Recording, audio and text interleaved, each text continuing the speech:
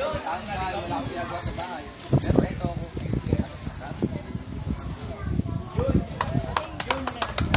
kaya wala imposible. May ate ka man, saan ka man ang galing, mapapatay ka man ng tao. Wala sa tinagang mo, Jesus ka sa buong puso, siya magpapagod.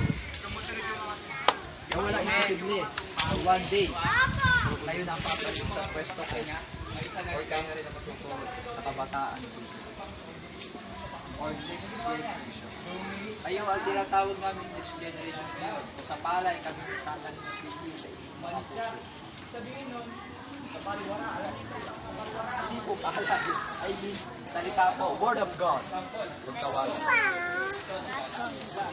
Kaya sa pagtulog, remember lang po, pag-gising, pagtulog, pagkain. Siya pumunta, masarap yun. Sabi niya, uy, bulkasil. Sabi niya, mayaman. Yun ang mali. Dapat tayo, bilang mga bata, habang lumalaki tayo, patuloy pa rin tayong sumusunod kanino. Taas ang kamay lang, taas ang kamay. Sinabi na niya eh. Wag na sabihin niyo sagot. Sinabi niyo na kasi, huwag niyo sasabihin yung sagot. Taas lang ang kamay. Huwag niyo kasi sasabihin yung sagot. Walang candy pa rin. Mapupunta sa amin yung candy niyan. Sige kayo. Oy! Sinabi mo. Diba? Anong dapat gawin?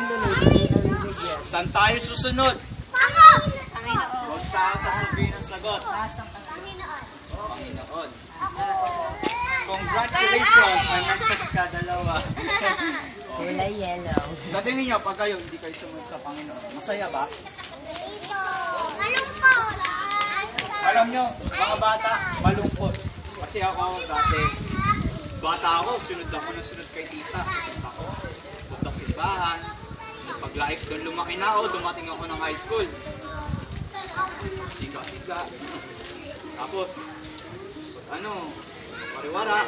Laging, imbes na magsimba ng linggo, nasa computer shop. Diba? Kasi kung kani-kanino sumasama, yun ang mali. Dapat, kaysa kung kani-kanino tayo sumasama, kanino tayo sasama dapat? Jesus. Para, sumamba. Diba? Kasi pag di tayo sumamba sa kanya, napakalungkot.